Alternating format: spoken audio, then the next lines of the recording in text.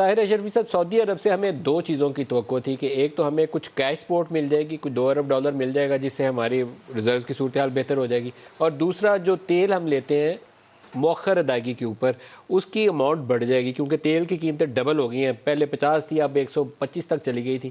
اس کے اوپر کچھ پیش رفت ہے؟ آگے کام بڑھ نہیں رہا؟ بسم اللہ الرحمن الرحیم نحمدہ ونصلی ونسلم علی رسولہ الکریم.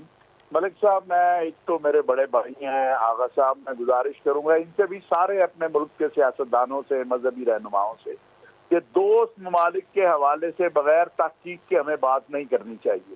ہمارے ایک صنعت کار ہیں، بڑے بزرگ ہیں، انہوں نے بھی بغیر تحقیق کے بات کر دی جو سعودی ولیعہد کے حوالے سے بات کی.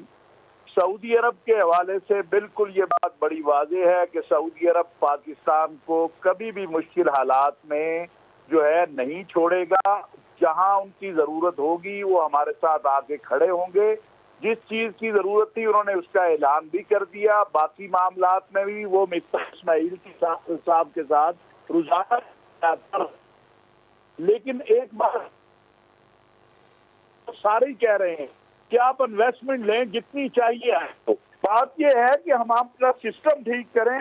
بالکل یہ قطعی غلط بات ہے کہ سعودی عرب نے یا کسی بھی ہمارے دوست نے ہمیں یہ کہہ دیا ہے کہ جی نہیں، ہم آپ کی کوئی امداد نہیں کریں گے اور آپ جناب جائیں.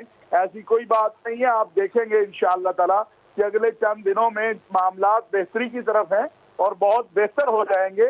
مفتاح اسماعیل کے صاحب کے ساتھ سعودی وزیر خزانہ بھی رابطے میں ہیں. باقی بھی جو چیزیں ہونے والی ہیں، اسی طرح متحدہ عرب امارات ہے. باقی انویسٹمنٹ اور یہ چیزیں یہ مستقل حل ہیں.